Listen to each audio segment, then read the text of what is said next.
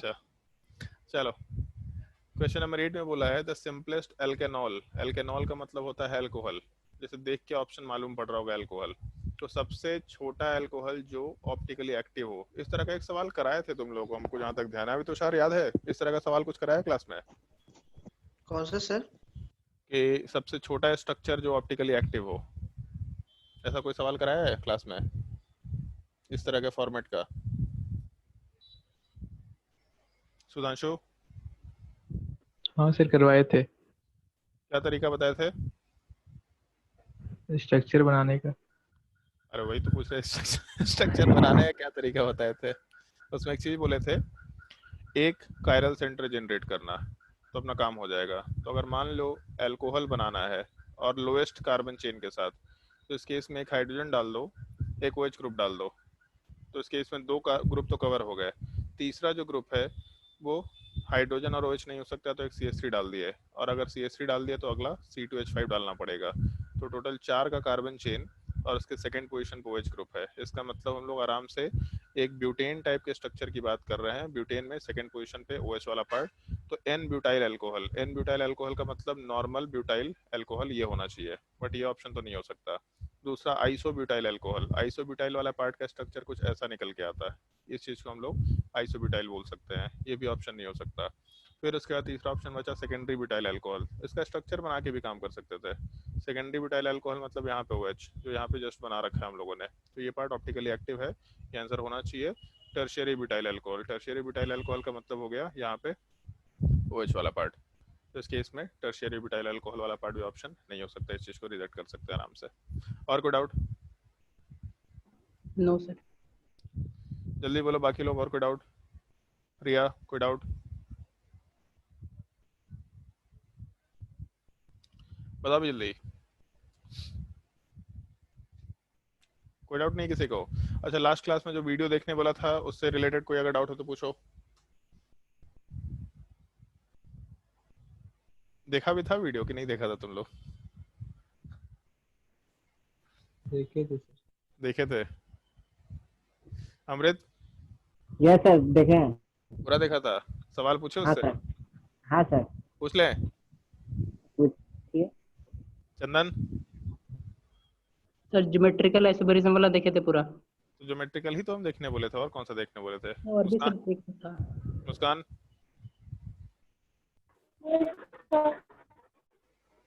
क्या बोली समझ ही नहीं आया। चलो, तो उस पर्टिकुलर पार्ट पे आते हैं जो हम लोग को डिस्कस करना था। 1 मिनट, वन नोट निकालने दो।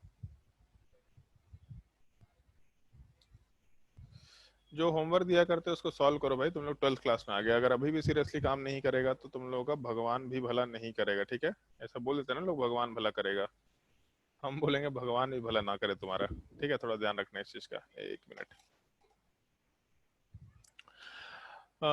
चलो, कैलकुलेशन ऑफ स्टीरियोआइसोमर वाले पार्ट की बात करते हैं। तो उस केस में जैसे लास्ट क्लास में हम लोग सबसे पहले तो ये डिस्कशन कर रहे थे कि स्टीरियो सेंटर्स क्या होते हैं, ठीक है? और स्टीरियो सेंटर्स वाले पार्ट में तुम लोगों को मेंशन कर दिया था उस लेक्चर में कि जैसे अगर दो ज्योमेट्रिकल सेंटर वाले पार्ट को अगर कंसिडर करें तो वहाँ दो स्टीरियो सेंटर्स होते हैं, लेकिन फॉर्मूले की काउंटिंग में हमेशा उसको हम लोग 1 मान के चला करेंगे। इस एक चीज का थोड़ा ध्यान रखते हुए काम करना होता है। और ऑल्दो जैसे जो लेक्चर तुम लोग को दिखाया था वो लेक्चर थोड़ा कॉम्प्लिकेटेड टाइप का होता है, लेकिन एक्चुअल में इतना कॉम्प्लिकेटेड सवाल तुम लोगों को नहीं पूछा जाएगा। तुम लोगों के केस में चीज़ें बहुत ही फॉर्मूला ओरिएंटेड होंगी, बट फिर भी तुम लोगों को काउंटिंग करने आना चाहिए कि हम लोग कैसे काउंटिंग कर सकते हैं। जैसे हम एक छोटा सा सवाल करा रहे हैं, पहले उससे पहले एक डिस्कशन करेंगे और उसके बाद फिर हम लोग कैलकुलेशन वाले पार्ट पे जाएंगे।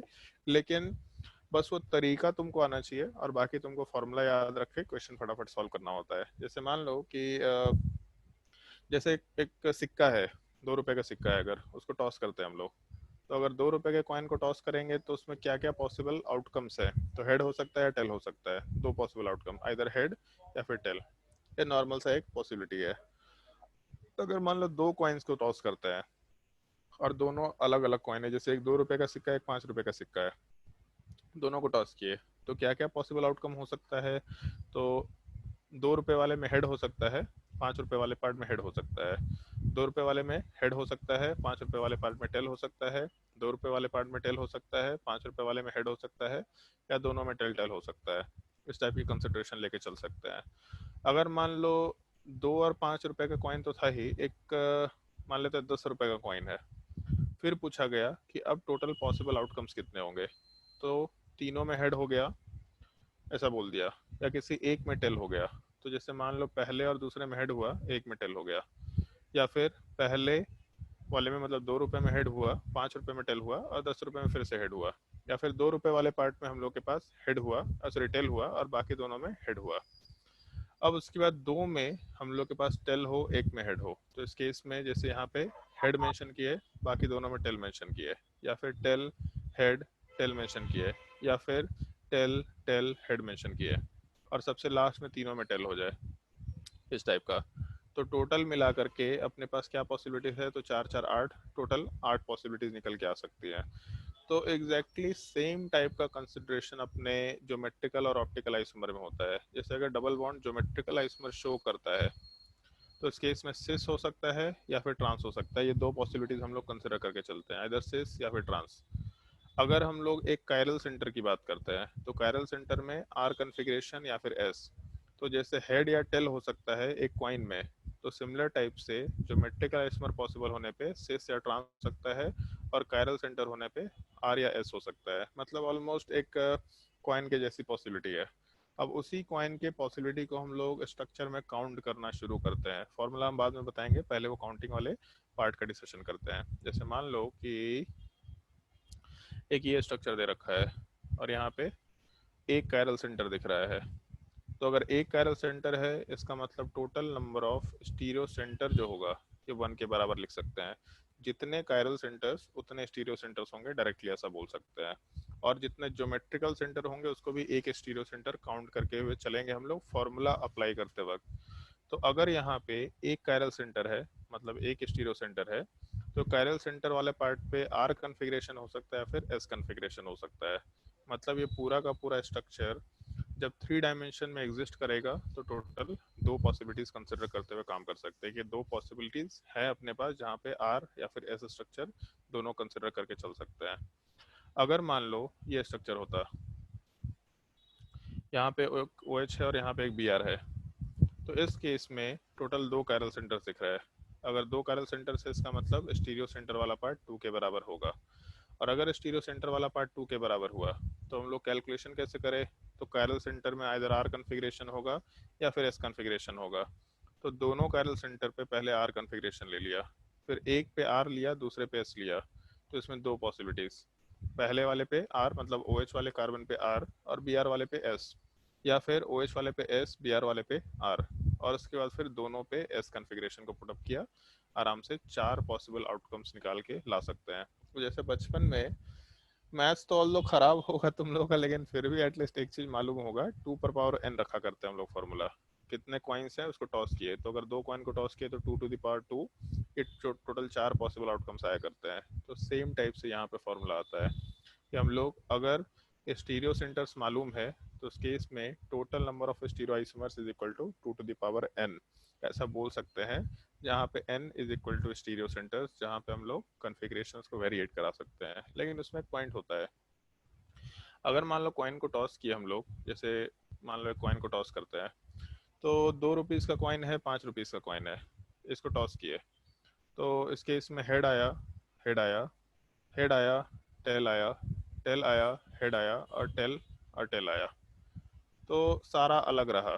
लेकिन अगर यहाँ 2 ही रुपए का कॉइन होता और दोनों कॉइन को हाथ में रखे और ऐसे ही टॉस किए, ऐसा नहीं कि दोनों को अलग अलग टॉस कर रहे हैं, सीधा एक हाथ में दोनों सिक्का रखे और उसे उछाले, तो जब दोनों को उछाले, तो जब हेड और हेड आया, इसका मतलब ठीक है, सही पॉसिबिलिटी, एग्जैक्टली हेड और हेड आया दिखेगा अलग टाइप से। अगर टेल और टेल आया तो भी अलग साइड टाइप से दिखेगा। लेकिन हेड टेल और टेल हेड ये दोनों अलग थोड़ा ना दिखाई देगा, किस में हेड आया किस में टेल आया। अब दोनों सिक्के को हाथ में रख के ऐसे उछाल दे रहे हैं, तो किस में हेड आ रहा है किस में टेल आ रहा है थोड़ा ना पता चल रहा है। तो ये देख के ऐसा लगेगा कि ये तो एक ही है स्ट्रक्चर, ये कोई नया पॉसिबिलिटी नहीं है। तो जब हम लोगों का सेम टाइप का स्ट्रक्चर होता है, या फिर बोलने के लैंग्वेज में हम लोग सिमेट्रिकल स्ट्रक्चर बोले, जब हम लोग का सिमेट्रिकल स्ट्रक्चर होता है, तो सिमेट्रिकल स्ट्रक्चर के केस में हम लोगों का जो दो दो पॉसिबिलिटी होगा, हेड टेल और टेल हेड, ये दोनों पॉसिबिलिटी मिलके एक सिंगल स्ट्रक्चर में कन्वर्ट हो जाया करेगा, मतलब हमेशा एक के जैसा काउंट करेंगे। तो अगर हम लोग यहाँ पे टोटल पॉसिबल आउटकम्स बोलते तो टोटल 3 कंसिडर करते हैं, क्योंकि दोनों तो मिलके एक जैसा हो गया था। तो अगर सिमेट्रिकल स्ट्रक्चर रहा तो कुछ पार्ट कॉमन निकल के आएंगे जिसको हम लोग सर को हटा। सेम कैसे हो सकता है सर? अच्छा, डिफरेंट कैसे हो सकता इसमें है? है, इसमें हेड आया, उसमें टेल आया, हाँ। लेकिन टेल तो इस बार इसमें ना आया। मान लो दोनों 2 रुपए का कॉइन है। अच्छा, तेरे पास पॉकेट में पैसा पड़ा हुआ है 2 रुपए? मम्मी से मांगते हैं। अरे भाई, चल ठीक है, काम करना एकदम सेम कॉइन लेना, ठीक है? कोई डिफरेंस नहीं होना चाहिए दोनों में, ठीक है? हाँ हाँ और दोनों को एक ही हाथ में रखना, ऐसे उछाल देना, और फिर हमको हाँ। बताना कि कौन से वाले कॉइन में हेड आया था, कौन से वाले में टेल आया था। वो तो एक जगह करेंगे तो वो दोनों मिल जाएगा, पता नहीं चलेगा। अलग अलग करेंगे तो फिर। हम क्या बोल रहे थे इतने देर से? अच्छा। हम भी तो यही बोल रहे थे, एक हाथ में रखेंगे तो एक जगह नहीं मिला क्या? हाँ सर हाँ। गजब से पंडुक आदमी है। इस केस में जब सिमिलर टाइप का पॉसिबिलिटी है, सिमेट्रिकल स्ट्रक्चर है, तो कुछ पार्ट सेम टाइप का दिखाई देगा, उसको हम लोग अलग अलग काउंट नहीं करेंगे, उसको एक काउंट किया करेंगे। तो एक हेड हेड अलग हो गया, टेल टेल अलग हो गया, बट हेड टेल मिल करके एक पॉसिबिलिटी हो गया, टोटल 3 स्ट्रक्चर बना सकते हैं। तो जैसे अगर मान लो कि हम लोग के पास ऐसा दे रखा है स्ट्रक्चर, ये जस्ट ऊपर वाले स्ट्रक्चर की बात करते हैं हम लोग। ऊपर वाले स्ट्रक्चर में जैसे मान लो यहाँ OH और यहाँ Br है, तो अनसिमेट्रिकल स्ट्रक्चर है, क्योंकि OH और Br सिमेट्रिकल तो हो नहीं सकता, B से डिवीजन करेंगे तो सेम टाइप का नहीं दिख रहा। बट अगर यहाँ पे OH होता तो सिमेट्रिकल स्ट्रक्चर होता। अगर सिमेट्रिकल स्ट्रक्चर है मतलब प्लेन ऑफ सिमेट्री या सेंटर ऑफ सिमेट्री इस टाइप का कुछ पार्ट निकल के आ सकता है। तो इसमें भी यही चीज होगा, जैसे RR कन्फिग्रेशन यूनिक है, SS कन्फिग्रेशन यूनिक है, लेकिन RS या SR इसमें कोई डिफरेंस नहीं होगा, क्योंकि मान लो ऐसा मॉलिक्यूल है, ठीक है? अब मॉलिक्यूल को ऐसा देखें या ऐसा देखें, देखने में उल्टा लग रहा है कि यार ये तो पहले जो थंब था वो राइट साइड में था, अभी थंब लेफ्ट साइड में हो गया, देखने में उल्टा लग रहा है, लेकिन है तो सेम ही चीज ना, वो ऐसा रखो या ऐसा रखो, दोनों में कोई डिफरेंस नहीं है। तो ये जो RS कन्फिग्रेशन है और जो SR है, अगर इसको रोटेट कर देंगे हम लोग, तो रोटेट करने पे SR मतलब RS वाला पार्ट SR में कन्वर्ट हो जाएगा, मतलब ये दोनों के दोनों सेम स्ट्रक्चर निकल के आएगा। तो एक पॉसिबिलिटी ये दोनों मिल करके एक पॉसिबिलिटी, और नीचे SS कन्फिग्रेशन अलग पॉसिबिलिटी, तो टोटल 3 स्ट्रक्चर आराम से कंसिडर किए जा सकते हैं। तो नॉर्मली होता क्या है कि जब भी अनसिमेट्रिकल है तो जिंदगी बहुत आसान है। अनसिमेट्रिकल में सीधा 2 to the power n formula apply करना होता है, कुछ सोचना नहीं होता है, सीधा स्टीरियो सेंटर काउंट करो, 2 to the power n formula apply करो। बट अगर सिमेट्रिकल स्ट्रक्चर है तो सिमेट्रिकल स्ट्रक्चर के केस में हमेशा हम लोग को ये देखते हुए काम करना पड़ेगा कि उसमें कितने पार्ट सिमेट्रिकल टाइप के हैं, और अगर सिमेट्रिकल निकल गया तो डेफिनेटली कुछ पार्ट कॉमन होंगे जिसको हम लोग को हटाना पड़ेगा।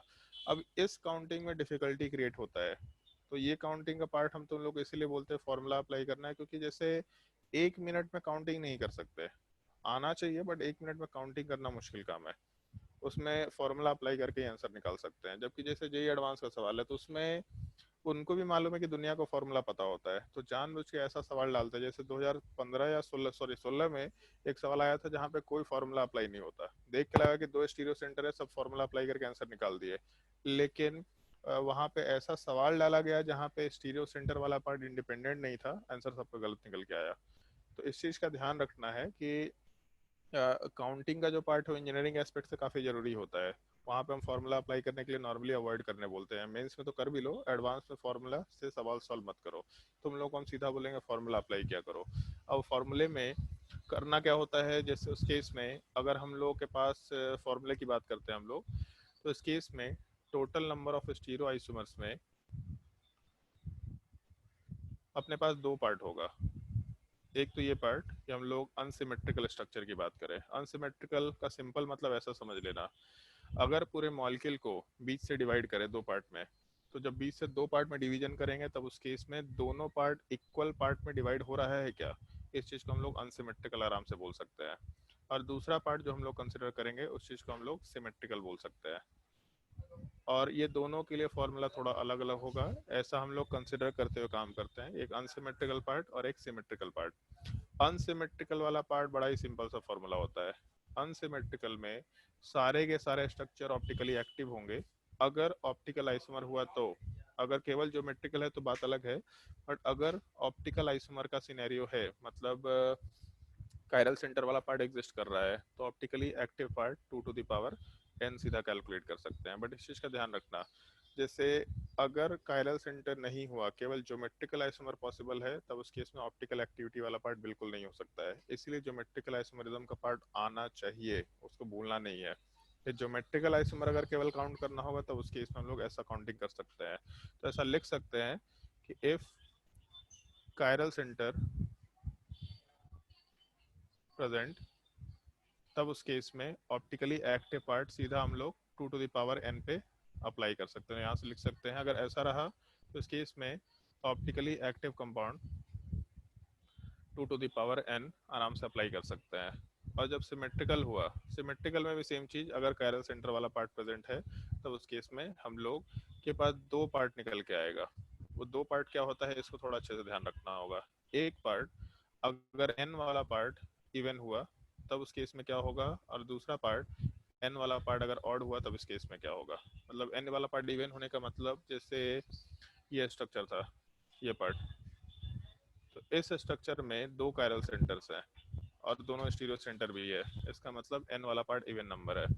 बट अगर ये ऑड होता तब उस केस में क्या करते हैं, तो अगर n वाला पार्ट इवन हुआ तब उस केस में ऑप्टिकली एक्टिव वाला पार्ट का फॉर्मूला होता है 2 टू द पावर n-1, और ऑप्टिकली इनएक्टिव, जिस चीज को हम लोग मीजो कंपाउंड भी बोलते हैं, क्योंकि कायरल सेंटर होना मस्ट कंडीशन है और ऑप्टिकली इनएक्टिव होता है कंपाउंड, तो ऑप्टिकली इनएक्टिव बोलो या मीजो भी बोल दो तो चलेगा। ये फॉर्मूला होता है 2 टू द पावर n-2/2 के बराबर। तो ये एक फॉर्मूला है जिसको ध्यान रखना होगा। तो इस केस में optically active 2 to the power n-1 है, ऑप्टिकली इनएक्टिव भी मालूम है, इसका मतलब total isomer must be equal to optically inactive plus optically active plus optically inactive, मतलब 2 to the power n-1 plus 2 to the power n-2/2। सीधा ये formula apply कर सकते हैं। ये टोटल आइसोमर के लिए होगा कंसिडरेशन करने के लिए। और अगर n वाला पार्ट ऑड हुआ तो ऑप्टिकली एक्टिव वाला part 2 to the power n-1 minus 2 to the power n-1/2 होता है। और यही एक पार्ट है जो ज्योमेट्रिकल आइसोमर से थोड़ा डिफरेंट फॉर्मूला रखता है। अदरवाइज अगर तुमको ध्यान हो तो total number of geometrical isomer 2 to the power n था, और उस केस में अगर हम लोग total number of geometrical isomer symmetrical में लेके चलते हैं तो इस टाइप का ही स्ट्रक्चर आता है। लेकिन जब ऑड होगा स्टीरियो सेंटर वाला पार्ट, तब उस केस में फिर हम लोग के पास ऑप्टिकली एक्टिव का फॉर्मूला थोड़ा चेंज हो जाता है, और मीजो का फॉर्मूला या ऑप्टिकली इनएक्टिव का फॉर्मूला ऑलमोस्ट सिमिलर टाइप का रहता है। ऑप्टिकली इनएक्टिव और meso 2 to the power n-1/2 के बराबर ही का होगा, ऐसा हम लोग आराम से बोलते हुए काम कर सकते हैं। और यहाँ से अगर टोटल काउंट करेंगे तो 2 to the power n-1 minus 2 to the power n-1/2, और नीचे प्लस में 2 टू द पावर n-1/2 डालना है, मतलब टोटल वैल्यू हो जाएगा 2 टू द पावर n-1 के बराबर। तो ये फॉर्मूले अपने को ध्यान रखने होंगे, जिसको अप्लाई करके सीधा क्वेश्चन सॉल्व कर सकते हैं। ऑड का अलग से भी पार्ट ध्यान रखना होगा। हम लोग को एक छोटा सा यहाँ पे कंसेप्ट डिस्कस करना होता है, सूडो कायरल सेंटर। क्या होता है सूडो कायरल सेंटर, आते हैं उस चीज पे। अभी के लिए ये फॉर्मूला नोट कर लो। सबसे पहले ऊपर से पूरा पार्ट नोट कर लो अपने कॉपी में, total number of stereo isomers.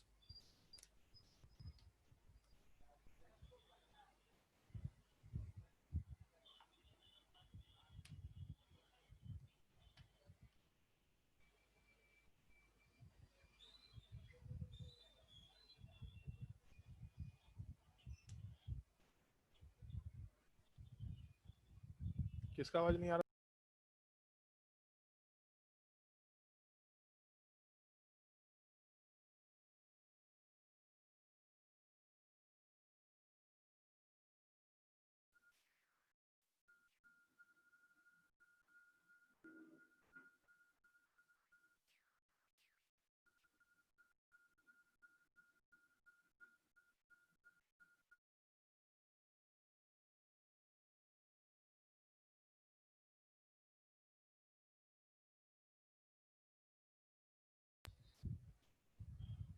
क्या बोले, एक्सपेरिमेंट पहले कर देते हैं। सर फॉर्मूले में तो प्लस लिखते थे ना हम लोग पहले। कहाँ पे? सर वहाँ पर n इक्वल टू ऑड में।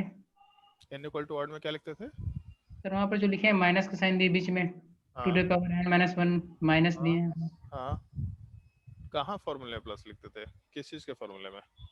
सर उसी का जो total number of stereo isomers निकालने में। स्टीरियो आइसोमर में लिखते थे कि ज्योमेट्रिकल आइसोमर में लिखते थे? बोलो भाई। स्टीरियो आइसोमर में लिखते थे कि ज्योमेट्रिकल आइसोमर में लिखते थे? ज्योमेट्रिकल हुआ तो देख लेते ज्योमेट्रिकल हैं में एक बार। लिखते तो ज्योमेट्रिकल में, और इसमें तो बोले ना कि ऑड वाले पार्ट में फॉर्मूला थोड़ा अलग है। नीचे इवन वाला फॉर्मूला देखो, इवन वाला फॉर्मूला एग्जैक्टली सेम दिख रहा है, total number of even isomers, total yes number sir. Of isomer in even case, ये नीचे वाला पार्ट सेम दिख रहा है, बट हाँ ऑड में सेम नहीं होता है। ठीक है,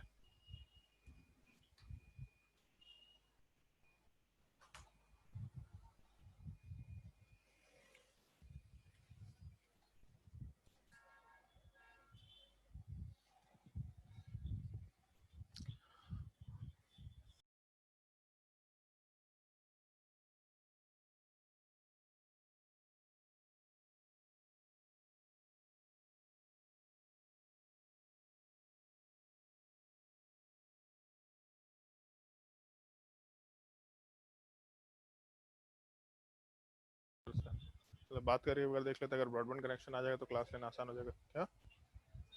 हाँ ठीक है, नेटवर्क का प्रॉब्लम रहेगा यार, मतलब उसमें कोई ऑप्शन नहीं है।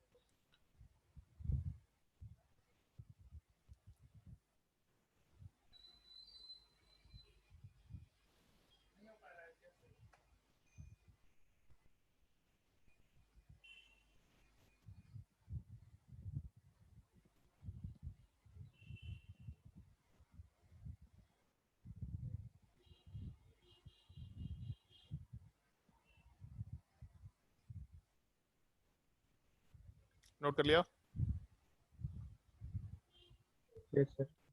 नोट करने के बाद इसके नीचे जस्ट एक छोटा सा पार्ट मेंशन कर लेना, जैसे ये जो हम लोग फॉर्मूला कंसिडर करते हैं, इन सब फॉर्मूले में एन वाला पार्ट क्या है, तो एन वाले पार्ट को हम लोग नंबर ऑफ स्टीरियो सेंटर आराम से बोल सकते हैं। बस इस चीज का ध्यान रखना कि नंबर ऑफ स्टीरियो सेंटर वाले पार्ट में हम लोग ज्योमेट्रिकल सेंटर को एक काउंट करके चलेंगे। ठीक है, मतलब उस पूरे यूनिट को हम लोग n इक्वल टू 1 काउंट करके चलेंगे, ये ध्यान रखने लायक केस है।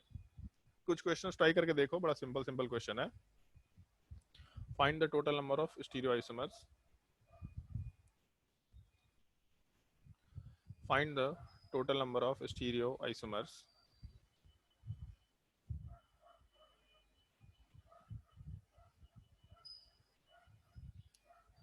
और शुरू में हम केवल अनसिमेट्रिकल दे रहे हैं, शुरू में सिमेट्रिकल नहीं दे रहे।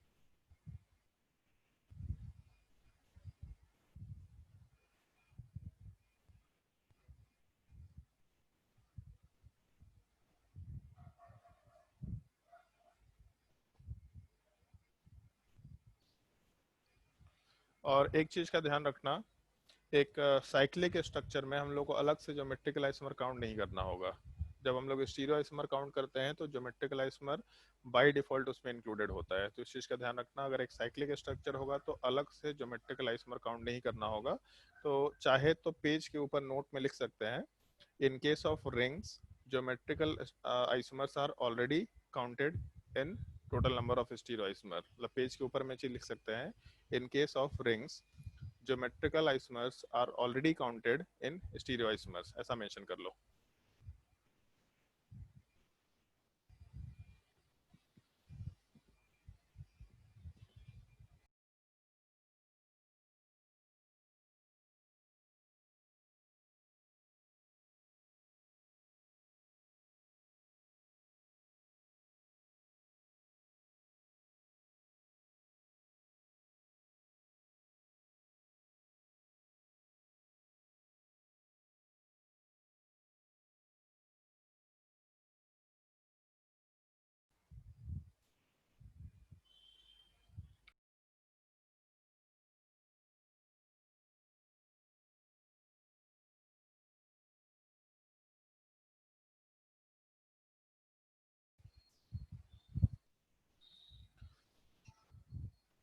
अमृत, पहले वाले केस में क्या आंसर होगा? 2। पहले वाले केस में एक कायरल सेंटर है, अगर एक कायरल सेंटर है इसका मतलब n इक्वल टू 1 ले सकते हैं, और अनसिमेट्रिकल मॉलिक्यूल है तो total optical active, sorry optically active isomer 2 to the power n, मतलब 2 टू द पावर 1 आराम से 2 के बराबर ले सकते हैं। आदित्य, सेकंड वाले केस में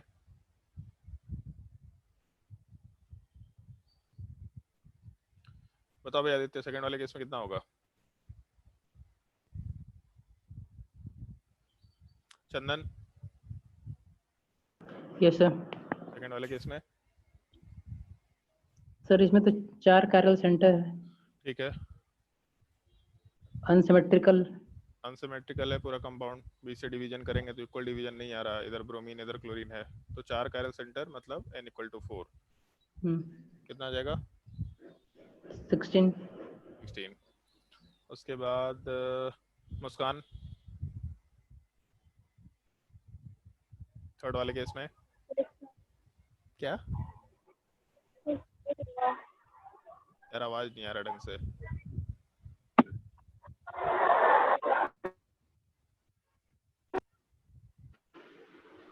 पता ही नहीं चल रहा क्या बोल रही है, चलो छोड़ो। शकत, शकत एंड मृणाल,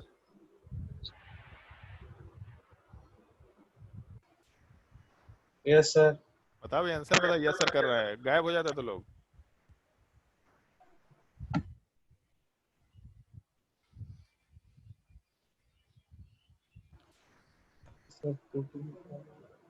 सुधांशु 4 होगा। 4। क्वेश्चन नंबर 3 वाले पार्ट में टोटल 2 कायरल सेंटर्स है, अगर 2 कायरल सेंटर्स है मतलब n इक्वल टू 2 लेके चल सकते हैं, और अगर n इक्वल टू 2 है तो total number of stereoisomer unsymmetrical molecule, क्योंकि 20 से अगर डिवाइड करें इसको तो सिमेट्रिकल डिवीजन नहीं है, तो 2 टू द पावर 2, इसका मतलब आराम से 4 के बराबर मेंशन कर सकते हैं। उसके बाद नेक्स्ट क्वेश्चन ट्राई करके देखो।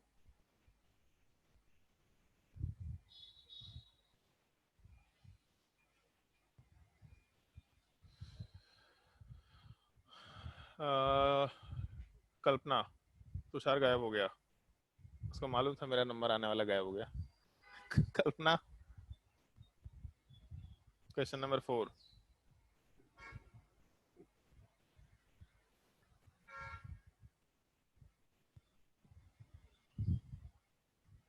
बता भी जल्दी, अरे तेरे से पूछ ही नहीं रहे हम। 2 बोल रही है ये, एक्चुअल में इसमें 2 नहीं होगा। क्वेश्चन नंबर 4 वाले पार्ट में एक कायरल सेंटर दिख रहा और यहाँ पे ज्योमेट्रिकल आइसोमर पॉसिबल है, अगर ज्योमेट्रिकल आइसोमर पॉसिबल है तो n इक्वल टू 1 इसको भी काउंट कर सकते हैं, तो टोटल n इक्वल टू 1 एक ज्योमेट्रिकल आइसोमर की वजह से हो गया, एक कायरल सेंटर की वजह से हो गया, मतलब n इक्वल टू 2, और अगर n इक्वल टू 2 है तो 2 टू द पावर 2, इसका मतलब 4 आइसोमर आराम से कंसिडर कर सकते हैं। अभी और क्वेश्चंस कराएंगे, टेंशन मत लो। और ये चीज है कि अगर तुमको ज्योमेट्रिकल आइसोमर जज करना नहीं आ रहा तो इसका हम कोई उपाय नहीं बताने वाले हैं, तुम लोग को बोला भी था कि लेक्चर देख लो, ज्योमेट्रिकल आइसोमर वाला पार्ट पता चल जाएगा, अगर नहीं देखा है तो तुम्हारी प्रॉब्लम है। और डाउट क्लास के लिए भी कोई बोलता नहीं है, इंजीनियरिंग वाले लोग 11th क्लास का डाउट क्लास ले रहे हैं, 11th क्लास में रोटेशन पढ़ रहे हैं, गैसेस स्टेट पढ़ रहे हैं, केमिकल इक्विलिब्रियम पढ़ रहे हैं, वो लोग 11th क्लास का डाउट क्लास ले लेकर के लोग अपना टॉपिक कवर करते चले जा रहे हैं, और तुम में से किसी को कोई डाउट क्लास नहीं लेना है किसी भी सब्जेक्ट का, ये सब लोग बहुत महारत हासिल कर रखा है, तो तुम लोग को दिक्कत होगा ही होगा, और वो दिक्कत होगा तो उसका मेरे पास कोई उपाय नहीं है। चलो ट्राई करो, सवाल नोट करते जाओ क्वेश्चन।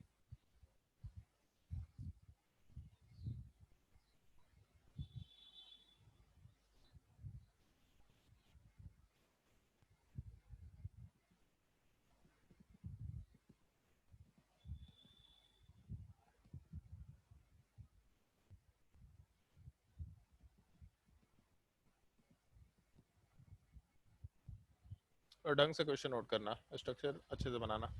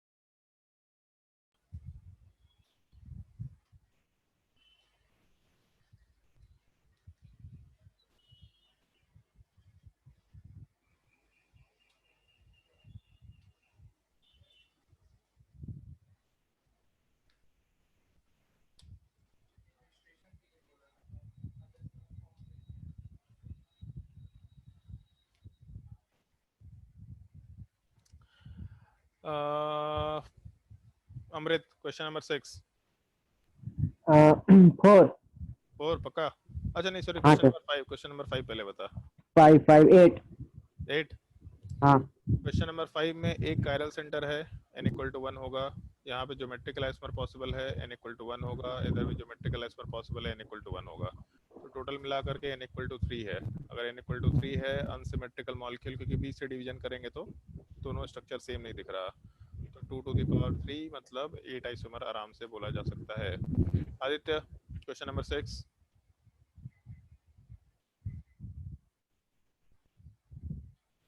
चंदन, क्वेश्चन नंबर 6।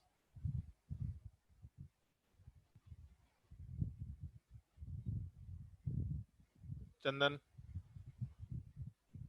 Yes sir. बता भाई, question number 6 yes sir no sir करते रहता है।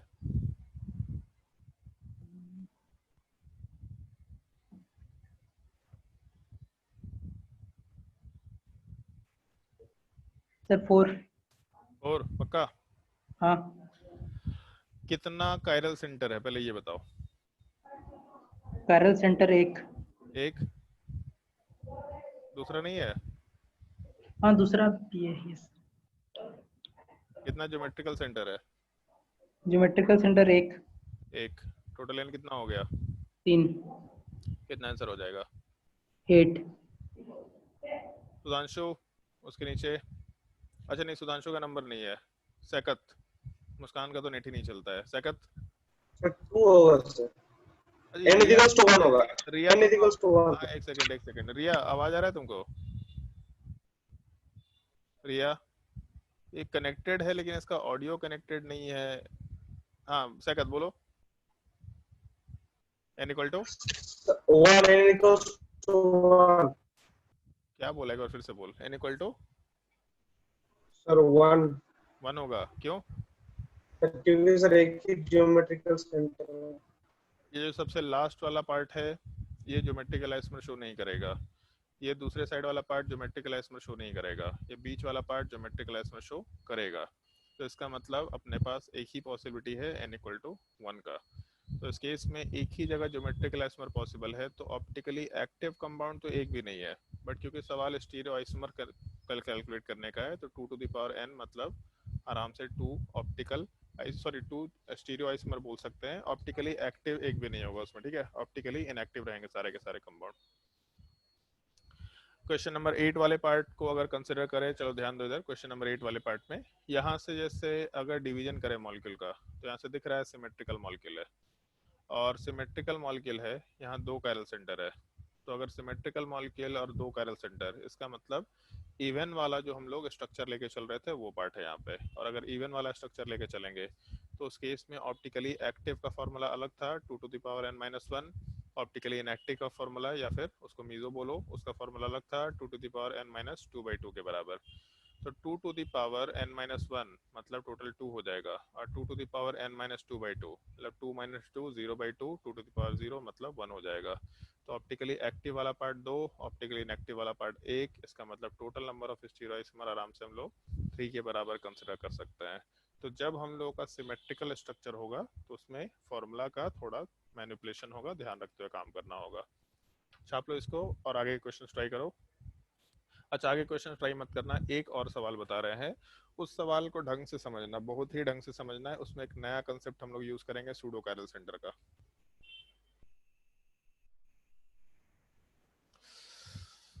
अच्छा एक चीज बताओ, क्लास में तो है ही तुम लोग का अगर 5 क्लास तो खैर वीक में लगेगा, अगर कभी एक्स्ट्रा क्लास लगा दे तो कोई तकलीफ किसी को?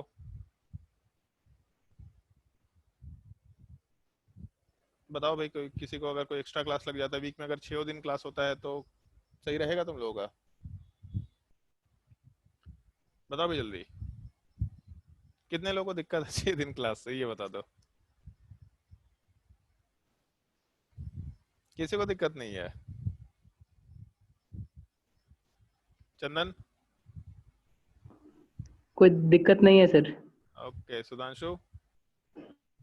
सर नहीं दिक्कत है, बस एग्जाम वाले ब्रेक मत लगाइएगा। ठीक है, एग्जाम वाले भी कंसिडर कर लेंगे कभी। अगर किसी को दिक्कत हुआ तो बता दिया करना कि सर एग्जाम है, तो ठीक है कंसिडर कर लेंगे। बट हम लोग चाह रहे हैं क्योंकि सर लॉकडाउन है।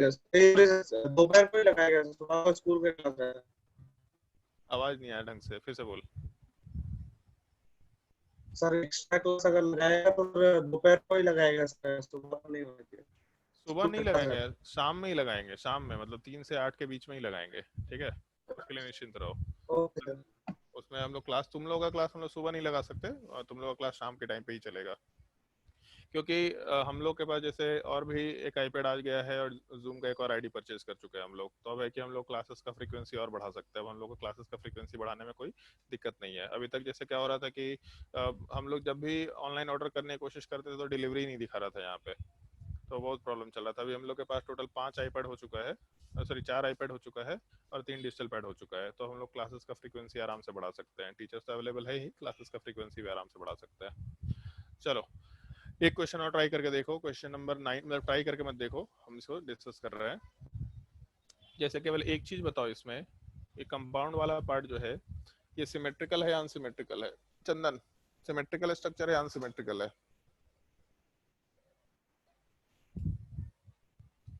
चंदन, सिमेट्रिकल स्ट्रक्चर है या अनसिमेट्रिकल स्ट्रक्चर है? सिमेट्रिकल लग रहा है सर। सिमेट्रिकल है। इसको अगर 20 से डिवाइड करें हम लोग तो 2 इक्वल डिवीजन हो रहा है, मतलब सिमेट्रिकल है, ठीक है। अगर सिमेट्रिकल स्ट्रक्चर है तो उस केस में जैसे एक चीज देखा करना, यहाँ पे मान लो अगर हम लोग यहाँ कायरल सेंटर काउंट करते हैं तो एक इधर कायरल सेंटर दिख रहा, एक इधर दिख रहा, बट बीच वाला पार्ट कायरल सेंटर होना नहीं चाहिए। क्यों? क्योंकि बीच वाले पार्ट में एक OH है, एक H ग्रुप है, और लेफ्ट साइड का पार्ट और राइट साइड का पार्ट तो सेम टाइप का है, तो इसको कायरल सेंटर तो नहीं बोल सकते। लेकिन ऐसा नहीं होता है कि हमेशा वहाँ पे कायरल सेंटर नहीं होता, पॉसिबिलिटी हो सकती है। जैसे मान लो इसको हम एक स्ट्रक्चर में डिनोट करते हैं तो ज़्यादा बेटर होगा। जैसे मान लो ऐसा है कि यहाँ पे एक OH ग्रुप है सॉलिड पे, यहाँ पे भी एक OH ग्रुप है सॉलिड पे, और लेफ्ट साइड में भी एक OH ग्रुप है सॉलिड पे, तो यहाँ पे प्लेन ऑफ सिमेट्री बना सकते हैं, क्योंकि सॉलिड और इधर solid, plane of symmetry possible है। बट अगर मान लो कि हम लोग इसी का दूसरा एक और स्ट्रक्चर बना के चलते हैं, बीच वाला पार्ट OH सॉलिड पे था, लेफ्ट वाला पार्ट भी OH सॉलिड पे था, लेकिन राइट वाला पार्ट डैश्ड पे है, तो पहले ये पार्ट में प्लेन ऑफ सिमेट्री था, कंपाउंड ऑप्टिकली इनएक्टिव था, बट दूसरे वाले केस में प्लेन ऑफ सिमेट्री निकल के नहीं आ सकता है, और सेंटर ऑफ सिमेट्री तो बिल्कुल नहीं हो सकता, क्योंकि इधर सॉलिड है तो इधर डैश्ड होना चाहिए। तो ना प्लेन ऑफ सिमेट्री है ना सेंटर ऑफ सिमेट्री है, इसका मतलब कंपाउंड ऑप्टिकली एक्टिव है। तो कभी कभी होता क्या है कि कोई एक एटम के बगल वाले एटम्स के स्ट्रक्चर के ऊपर डिपेंड करता है कि इस कायरल सेंटर के अलॉन्ग कंपाउंड ऑप्टिकली एक्टिव होगा कि इनएक्टिव होगा। जैसे अगर इसके बगल में दोनों तरफ सॉलिड स्ट्रक्चर्स होते तो कंपाउंड ऑप्टिकली इनएक्टिव होता, अगर एक तरफ सॉलिड और एक तरफ डैश स्ट्रक्चर होता तो कंपाउंड ऑप्टिकली एक्टिव निकल के आता। तो वैसे सेंटर्स जिनके दोनों साइड सिमेट्रिकल कायरल सेंटर्स हैं, ठीक है, एक कोई एटम या कोई सेंटर जहाँ कायरल सेंटर हो सकता था, है नहीं अभी बट हो सकता था, तो उसके दोनों तरफ सिमेट्रिकल कायरल सेंटर है, बिल्कुल सिमेट्रिकल कायरल सेंटर। तो इस केस में दो तो अपने पास कायरल सेंटर्स है, ये अपना कायरल सेंटर हो गया, ये भी अपना कायरल सेंटर हो गया, और बीच वाला पार्ट जहाँ के अलोंग दोनों तरफ कायरल सेंटर है और सिमिलर टाइप के कायरल सेंटर है, तो इस तरह का कायरल सेंटर कभी ऑप्टिकल एक्टिविटी में पार्टिसिपेट करेगा, कभी उसको कोई मतलब नहीं होगा। मतलब इस कायरल सेंटर का कायरलिटी या ऑप्टिकल एक्टिविटी अपने बगल वाले दोनों कायरल सेंटर्स के ऊपर डिपेंड कर रहा है। जैसे राइट साइड में था, अगर दोनों सॉलिड पे होता या दोनों डैश पे होता तो ऑप्टिकली इनएक्टिव, बट अगर एक सॉलिड और एक डैश पे होता तो ऑप्टिकली एक्टिव। मतलब जिस सेंटर का कायरलिटी अपने अगल बगल वाले एटम्स के ऊपर डिपेंड कर रहा हो या अपने अगल बगल वाले कायरल सेंटर्स के ऊपर डिपेंड कर रहा हो, इस तरह के सेंटर्स को हम लोग सूडो कायरल सेंटर बोला करते हैं। मतलब ये लिखने का तरीका होगा सूडो कायरल सेंटर।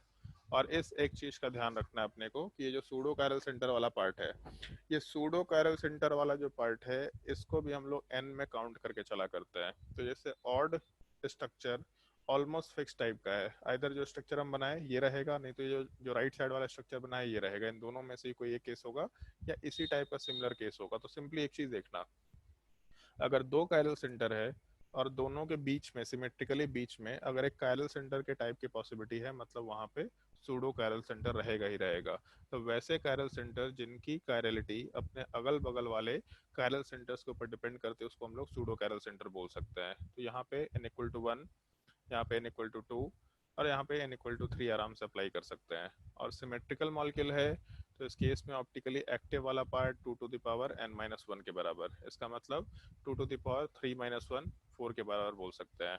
और अगर अनसिमेट्रिकल मॉलिक्यूल, सॉरी कितना हो गया, n इक्वल टू 3 है ना, 3-2, हाँ ठीक है। और इसके अलावा जब, और यहाँ पे माइनस भी तो होता था, 2 to the power n-1 minus 2 to the power n-1/2, मान लो ये स्ट्रक्चर है। तो इस केस में 2 टू द पावर 3-1 मतलब 2 to the power 2 minus 2 to the power 3-1/2 मतलब 2/2 या 2 टू द पावर 1। तो यहाँ से आराम से 2 to the power 2 4 minus 2 to the power 1 2 total optically active 2 के बराबर लिख सकते हैं। और जो मीजो कंपाउंड है या फिर ऑप्टिकली इनएक्टिव कंपाउंड है, ये 2 टू द पावर n-1/2 के बराबर है। और 2 टू द पावर 3-1/2 मतलब 2/2 बेसिकली 1 के बराबर 2 निकल के आएगा। तो ऑप्टिकली एक्टिव 2 है, ऑप्टिकली इनएक्टिव वाला पार्ट 2 है, टोटल स्टीरियो आइसोमर वाला पार्ट 4 के बराबर आराम से कंसिडर कर सकते हैं। तो ये एक पार्टिकुलर केस तुम लोग को अच्छे से ध्यान रखना है, कैलकुलेशन के साथ इस चीज़ को नोट कर सकते हैं। नोट कर लो स्ट्रक्चर को, मेंशन कर लो इस चीज़ को।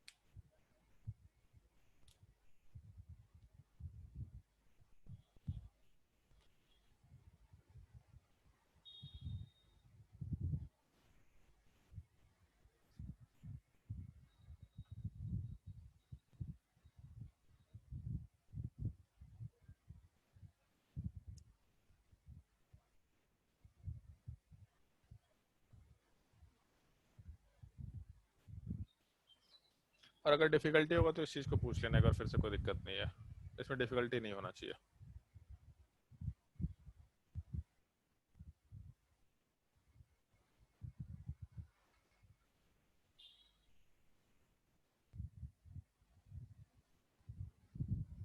ये राइट साइड वाले स्ट्रक्चर को नोट मत करना, इसको छोड़ सकते हैं क्योंकि इसको हम आगे एग्जांपल में पुट अप कर देंगे, इस चीज़ को छोड़ देना।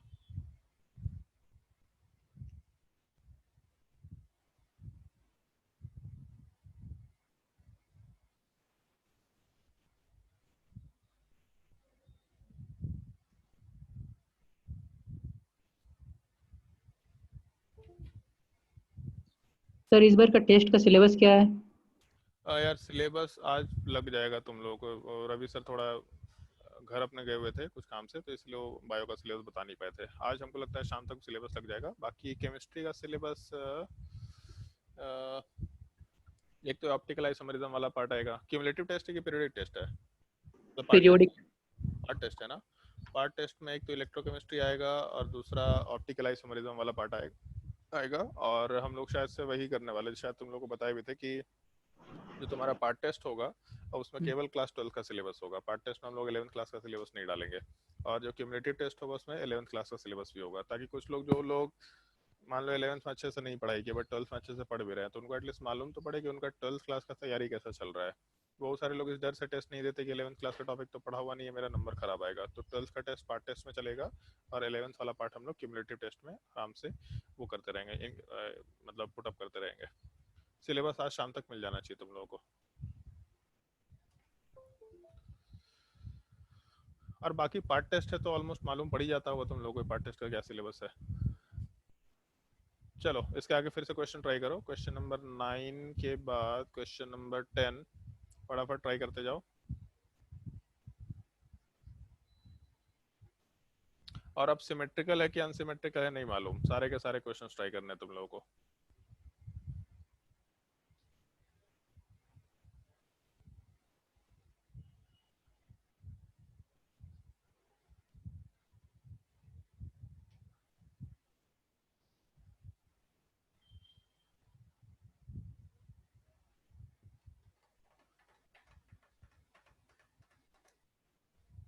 पहले सारे क्वेश्चंस नोट कर लो, फिर एक एक करके क्वेश्चन सॉल्व करते जाना।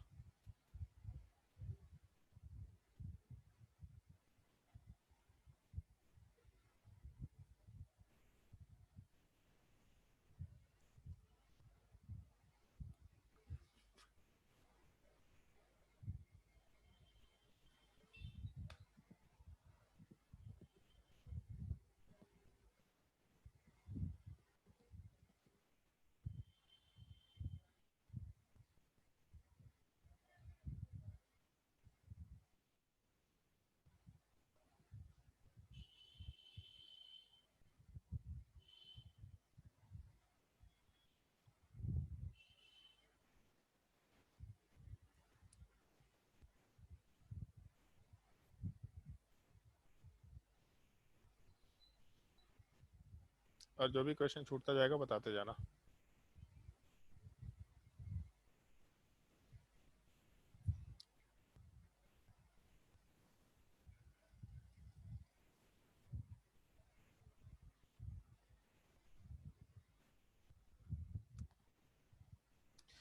टार्टारिक एसिड का स्ट्रक्चर मालूम है जी तुम लोगों को, नालायक लोग? टार्टारिक एसिड किसी को ये मालूम है?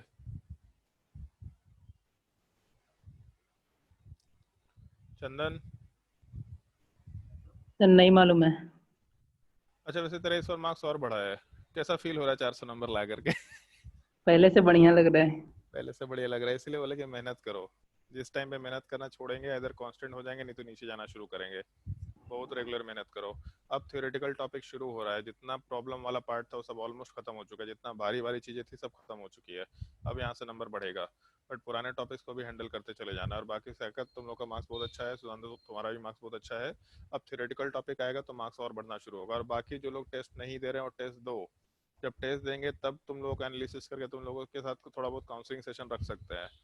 वरना फिर हम नहीं करने वाले तुम लोग के लिए, हम कोई मेहनत नहीं करने वाले, बहुत हम क्लियर कट बोल रहे हैं। तुम लोग मेहनत करता दिखेगा तभी हम मेहनत करेंगे, तुम्हारे पीछे एफर्ट लगाएंगे। सर चंदन खुद से फ्लूइड कॉल करके मैकेनिक्स में सर डाउट क्लास चाहिए। क्या क्या? क्लास 11 का फ्लूइड मैकेनिक्स में सर डाउट क्लास चाहिए। हाँ ठीक है, हम डाउट क्लास अरेंज करवा देंगे, तो तुम लोगों को खुद से बात करना पड़ेगा। चंदन एक दिन हमसे कॉल करके बात किया, वो अपना सारा प्रॉब्लम बताया, उसको सजेशन देखिए ऐसा ऐसा ऐसा ऐसा करो। कभी कभी होता है कि आदमी का दिमाग एकदम ब्लैंक हो जाता है, समझ नहीं आता क्या करना है। बट जो हम लोग उसे एक्सपेक्ट करेगा कि हम लोग हेल्प करें, उसी को हम हेल्प करेंगे, हम सबको नहीं करने वाले हैं। अपने तरफ से बहुत तुम लोग को मोटिवेट करते रहते हैं क्लास में, बट इससे ज्यादा मोटिवेशन देने का मेरा मन नहीं करता। 2 साल होने को यार, तुम लोग का 12th आ गया। डाउट क्लास लो, सारे टॉपिक्स क्लियर करो, 1 साल जम के मेहनत करो। तुम लोग को तो अच्छा मौका मिल गया, स्कूलिंग करते हुए नॉन स्कूलिंग कर लिया तुम लोग। इससे अच्छा क्या मौका हो सकता है? जो भी टॉपिक 11th क्लास के रह गए हैं उन सबका डाउट क्लास लेकर उसको कवर करते चले जाओ।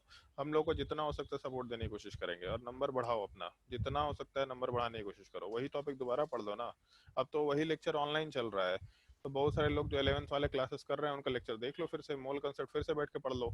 वही लेक्चर को सुन लो कि अच्छा क्या पढ़ा रहे थे मोल कंसेप्ट में, एक बार देख लेते हैं। छूट भी गया तो मेरा कंप्लीट हो जाएगा। बट मेहनत करो, और हेल्प चाहिए तो खुद से कॉल करके पूछो, हम किसी को हेल्प नहीं करने वाले अलग से। जो हेल्प करेगा उसके ऊपर हम ध्यान भी देंगे, थोड़ा ध्यान रखना है इस चीज़ का। टार्टारिक एसिड का स्ट्रक्चर नोट कर लेना। 4 कार्बन होता है, जिसमें से बेसिकली 2 ही कार्बन होता है। 2 कार्बन में 2 के ऊपर OH और 2 COH वाला पार्ट, मतलब दोनों कार्बन दोनों के ऊपर एक OH एक COH वाला पार्ट, इस चीज़ को टार्टारिक एसिड बोलते हैं। और उसके बाद ग्लूकोज टाइप का स्ट्रक्चर, एक्चुअल में ग्लूकोज तो नहीं बोलते, पता नहीं तुम लोग बायोमोलिक्यूल्स पढ़ा है कि नहीं पढ़ा है, बट ग्लूकोज के टाइप का स्ट्रक्चर अगर कंसिडर करें, मतलब बेसिकली C6H12O6। ऐसा नहीं कि इस चीज़ को केवल ग्लूकोज बोलते हैं, कुछ भी हो सकता है यहाँ पे। अभी बायोमोलिक्यूल्स जब पढ़ेंगे तो मालूम पड़ेगा, कुछ भी हो सकता है।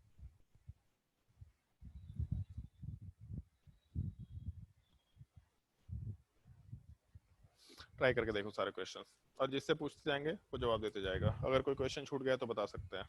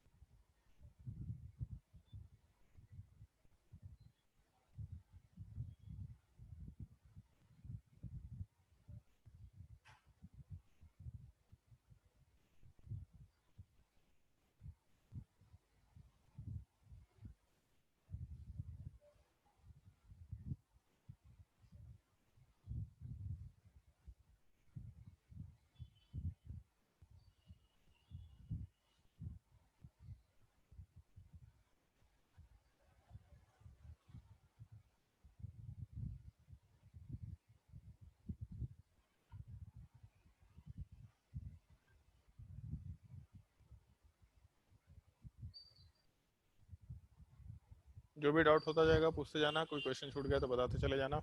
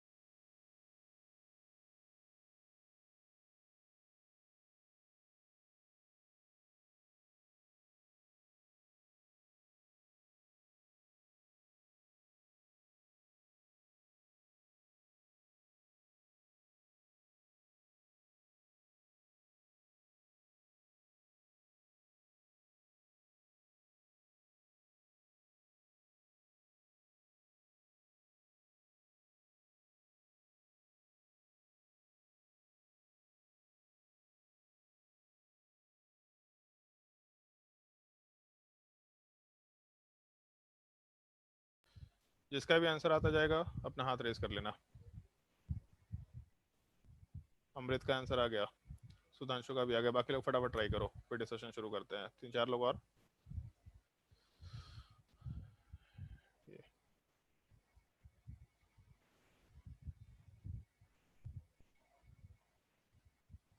इतना सारा एंगेजमेंट है।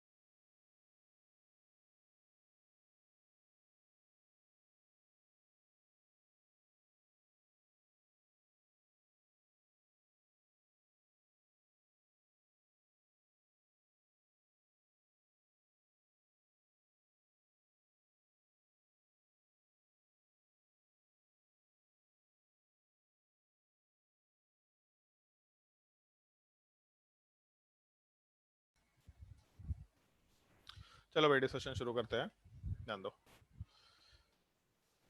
जैसे सबसे पहले वाले क्वेश्चन को अगर कंसिडर करें हम लोग, सिंपल सा क्वेश्चन है, ज़्यादा कुछ डिफिकल्टी नहीं है उसमें।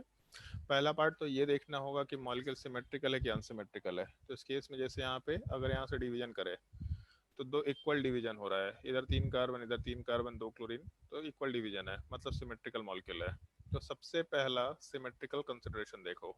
उसके बाद यहाँ पे टोटल 2 कायरल सेंटर्स है, मतलब n इक्वल टू 2, तो इवन वाला केस है।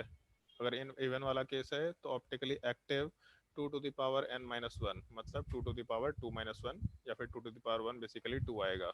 और meso compound 2 to the power 2-2/2, मतलब 2 टू द पावर 0 के बराबर आएगा। तो ये चीज़ 1 के बराबर आएगा ही आएगा, मतलब मीजो या फिर ऑप्टिकली इनएक्टिव वाला पार्ट आराम से 1 के बराबर आएगा। टोटल स्टीरियोइसोमर 3 के बराबर कंसिडर कर सकते हैं।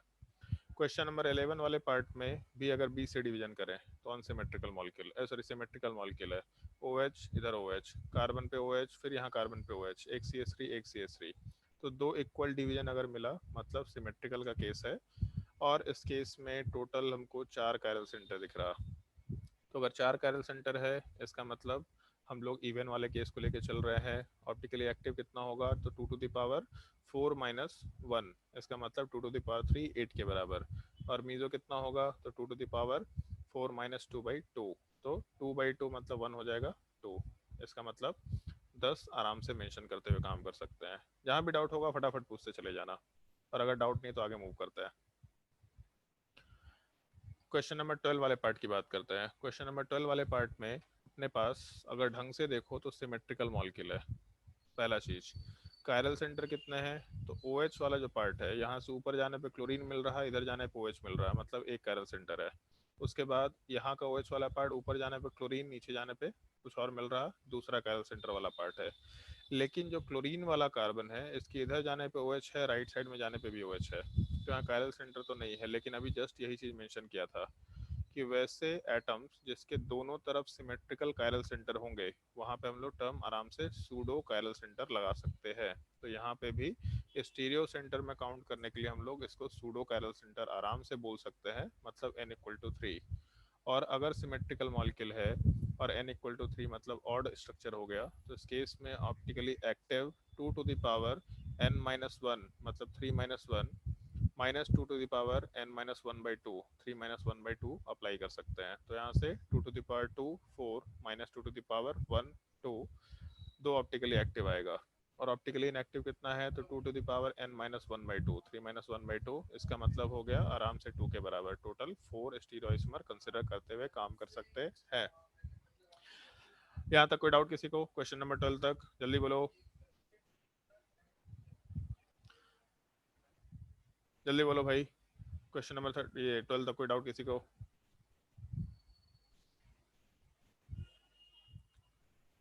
चलो उसके नेक्स्ट वाले क्वेश्चन पे चलते हैं। उसके बाद वाले केस में सिमेट्रिकल मॉलिक्यूल है, बीच से डिवीजन करने पे 2 इक्वल डिवीजन मिल रहा और उसमें 2 कायरल सेंटर दिख रहा और OH वाले एटम के दोनों तरफ कायरल सेंटर्स है। इसका मतलब यहाँ वाले पार्ट में हम लोग आराम से सूडो कायरल सेंटर की बात कर सकते हैं। इसका मतलब टोटल मिला के n इक्वल टू 3 लेके चलेंगे और ऊपर अभी जस्ट फॉर्मूला कैलकुलेट किया n इक्वल टू 3 के लिए। n इक्वल टू 3 वाले पार्ट में ऑप्टिकली एक्टिव कितना होगा 2, ऑप्टिकली इनएक्टिव कितना होगा 2, टोटल कितना हो जाएगा 4, ऐसा मेंशन कर सकते हैं हम लोग। फिर उसके बाद क्वेश्चन नंबर 14 को अगर कंसिडर करके चले तो क्वेश्चन नंबर 14 में एक कायरल सेंटर, यहाँ दूसरा कायरल सेंटर और एक ज्योमेट्रिकल सेंटर। इसका मतलब n equal to 3, unsymmetrical molecule साफ साफ दिख रहा है क्योंकि एक तरफ डबल बॉन्ड है दूसरी तरफ नहीं है, बी से डिवीजन करने पे मालूम पड़ जाएगा। तो इस केस में अगर n इक्वल टू 3 है तो 2 टू द पावर 3 मतलब टोटल 8 आइसोमर्स बोला जा सकता है। क्वेश्चन नंबर 15 में कितना आंसर होगा अमृत? यस सर, अमृतवाणी दीजिए। 32 सर, 32। 32 पक्का? हाँ हाँ सर, पक्का? हाँ सर। आए सुधांशु? 32। तोरा भी 32 है, गजब। एक chiral centre, 2 chiral centre, 3 chiral centre, 4 chiral centre, 5 chiral centre, total 5 chiral centres है। तो इस केस में 2 to the power 3 unsymmetrical molecule, sorry 2 to the power 5 unsymmetrical molecule है, मतलब 32 के बराबर आंसर अपना आराम से हो जाएगा। किसी को अगर डाउट है क्वेश्चन नंबर 15 तक तो आराम से पूछ सकता है, कोई भी डाउट है आराम से पूछ सकता है।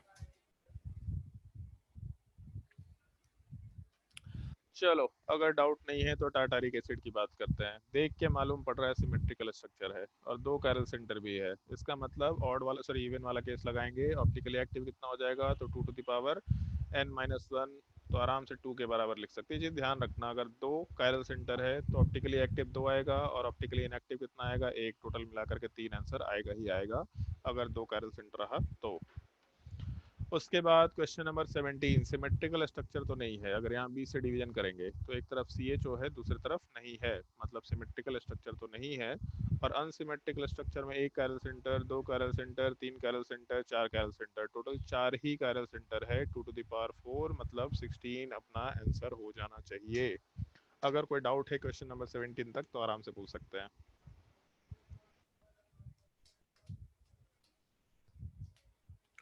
बताओ भाई, कोई डाउट क्वेश्चन नंबर 17 तक?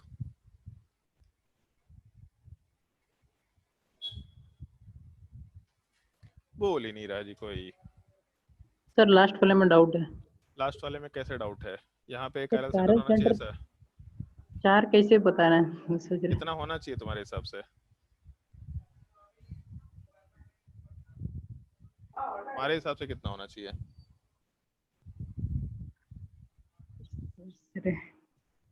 अरे बोल तो, तुम्हारे हिसाब से कितना होना चाहिए? 0 1 2 3 4 5 6 कुछ तो होगा। क्या होना चाहिए दूसरा तुम्हारे? तीसरा तो बिल्कुल सेम ही लग रहा है, तो उसमें कायरल सेंटर में दूसरा तीसरा तो बिल्कुल सेम लग रहा है, ये पार्ट और ये पार्ट। उसका बाद वाला बी पार्ट। ये हाँ अगर ढंग से देखो तो जैसे इस कार्बन पे क्या क्या है, तो एक H है, एक OH है, इधर CHO है और राइट साइड में पूरा ग्रुप है। चारों ग्रुप अलग है, तो चलो एक कायरल सेंटर तो हो गया है ना, तो यहाँ पे एक कायरल सेंटर लिख देते हैं। दूसरे की बात करते हैं। यहाँ वाले पार्ट में एक H है, एक OH है, इधर साइड का ग्रुप और राइट साइड का ग्रुप सेम है क्या? नहीं, डिफरेंट है। तो यहाँ पे भी कायरल सेंटर हो जाएगा, ऐसा लिख सकते हैं। तो इस केस में एक और कायरल सेंटर निकल के आ गया यहाँ पे, ठीक है। इधर एक कायरल सेंटर, यहाँ कायरल सेंटर। तीसरे की बात करते हैं। एक H है, एक OH है, लेफ्ट साइड का जो ग्रुप है और राइट साइड का जो ग्रुप, सॉरी लेफ्ट साइड का ग्रुप और जो राइट साइड का ग्रुप है दोनों सेम है क्या? नो सर, डिफरेंट है। बुझा गया? क्या आगे और बताना पड़ेगा? हो गया सर। चलो तो टोटल 2 टू द पावर 4 आराम से 16 आइसोमर निकल के आ जाएंगे। कोई डाउट इसमें किसी को? बताओ भाई जल्दी, कोई डाउट इसमें अगर किसी को तो?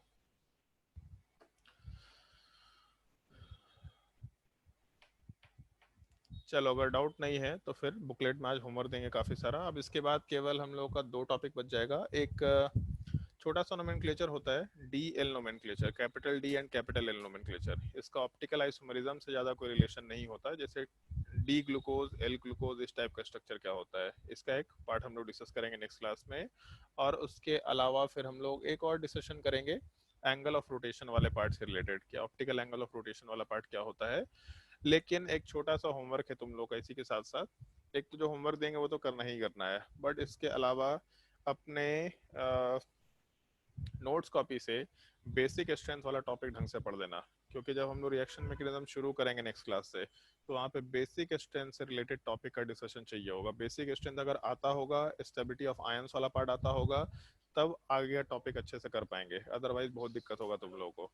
तो इसीलिए उन टॉपिक्स को एक बार रीड कर लेना, और अगर उसमें डाउट क्लास लेना होगा तो डाउट क्लास भी ले लेना, वरना अगर डाउट क्लास नहीं लिए तो तुम्हारा ऑर्गेनिक केमिस्ट्री बर्बाद हो जाएगा। हमको मत बोलना, फिर मेरी गलती नहीं है, और ऑन रिकॉर्ड हम बोल रहे हैं सब कुछ, तो इसीलिए मेरे पास प्रूफ होगा कि हम क्लास में पहले ही बोल दिया कि बेसिक स्ट्रेंथ खराब अगर हो गया तो आगे कुछ नहीं कर सकते। अगर डाउट क्लास लेना होगा तो डाउट क्लास के लिए मैसेज कर देना स्मार्ट ग्रुप वाले नंबर पे, वहाँ से हम डाउट क्लास अरेंज करवा देंगे तुम्हारे बेसिक स्ट्रेंथ का। इनफैक्ट तुम लोग को बोले भी थे कि जिसको भी क्लास करना है डाउट क्लास का, वो अपना आराम से ले सकता है बेसिक स्ट्रेंथ वाले पार्ट का। उधर अभी हम पढ़ा रहे थे तो उसमें सुधांशु, चंदन, अमृत ये लोग क्लास किए थे, और कल्पना भी क्लास की थी।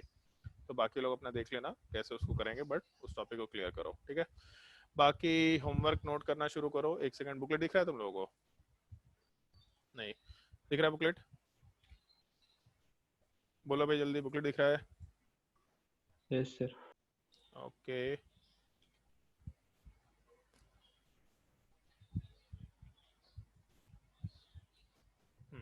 क्वेश्चन नंबर 33 नोट कर लो होमवर्क में। क्वेश्चन नंबर 33 आइसोमरिज्म का 33। क्वेश्चन नंबर 48, क्वेश्चन नंबर 57, उसके बाद